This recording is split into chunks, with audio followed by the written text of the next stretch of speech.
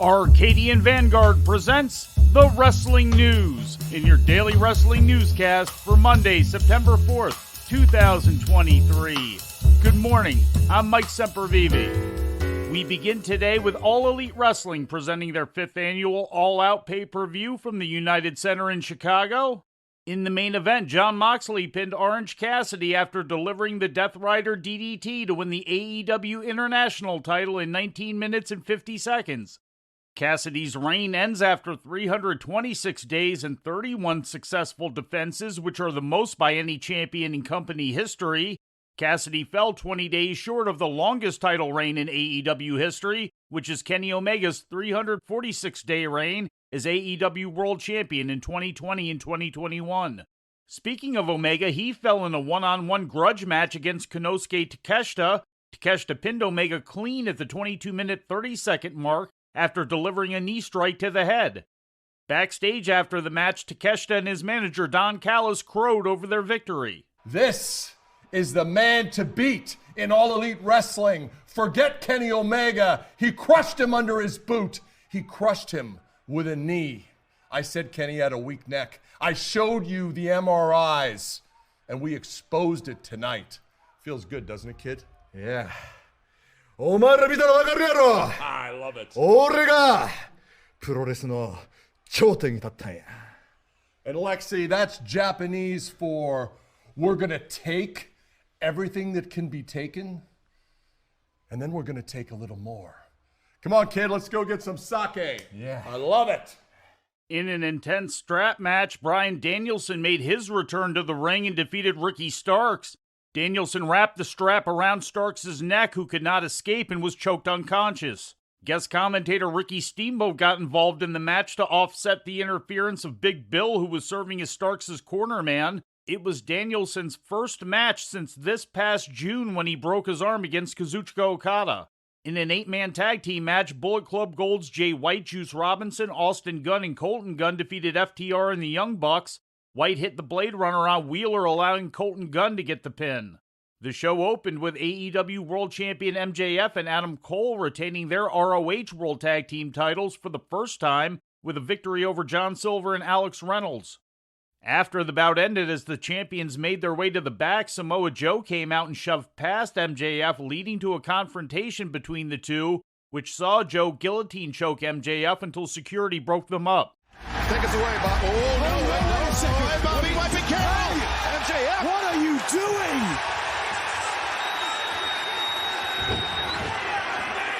MJF going after. Oh, no. Guillotine choke on the neck. And Samoa Joe.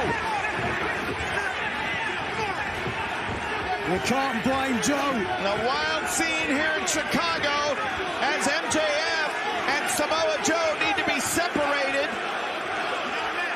The guillotine choke, and look at MJF's eyes.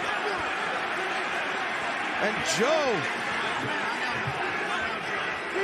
What a wild scene. With the exception of Orange Cassidy, all other defending champions came out on top Sunday night. Samoa Joe defeated Shane Taylor to retain the ROH World Television title. Chris Statlander defeated Ruby Soho to retain the TBS title. And Luchasaurus defeated Darby Allin to retain the TNT title. In other results, Claudio Castagnoli and Wheeler Yuta defeated Eddie Kingston and Katsuyori Shibata when Claudio pinned Kingston. And Miro defeated Powerhouse Hobbs.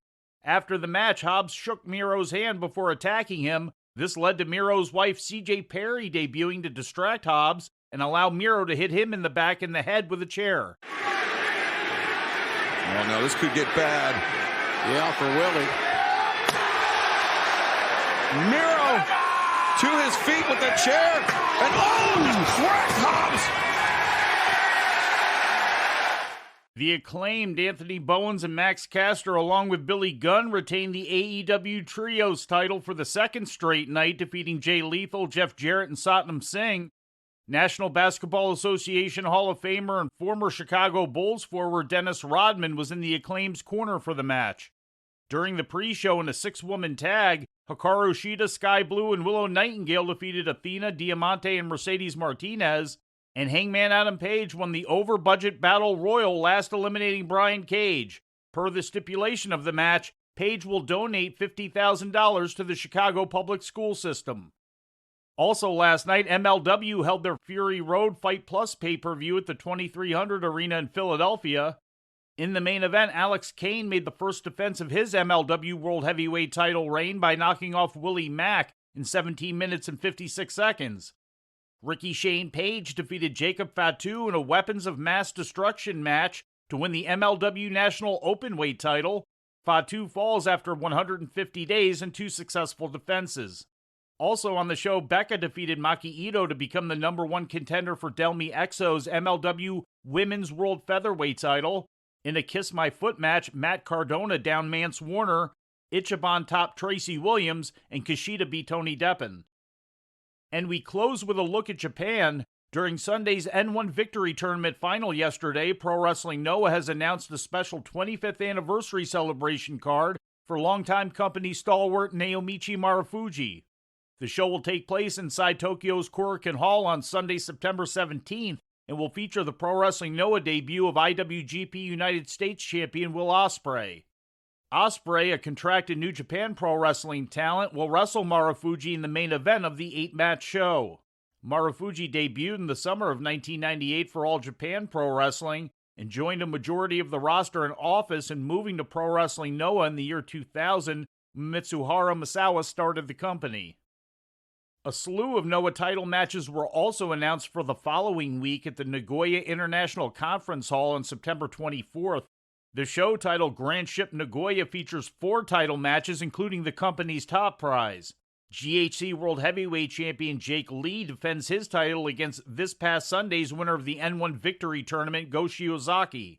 In addition to both the heavyweight and junior heavyweight tag team titles being defended, AAA Luchador Psycho Clown will face Hijo del Dr. Wagner Jr. for Wagner's GHC National Openweight title. During yesterday's show, Psycho Clown made his Noah debut by attacking Wagner. And before we leave you today, we'd like to remind you that however you consume your content, you can find the wrestling news 24 hours a day and 7 days a week across social media. On Twitter, follow us at Wrestling News AV. Our Facebook page is also Wrestling News AV. The Wrestling News can also be found on the Arcadian Vanguard YouTube page. And for those who utilize Amazon Echo devices, just tell Alexa to play the Wrestling News podcast. And remember to make sure you add podcast at the end. Once again, for daily updates, breaking news, and more, follow the Wrestling News across social media. And that's the news for today. If anything happens, we will be here to tell you about it. No clickbait, no paywall, just the Wrestling News. The Wrestling News is a division of Arcadian Vanguard, and the Wrestling Newscast is a production of the Arcadian Vanguard Podcast Network.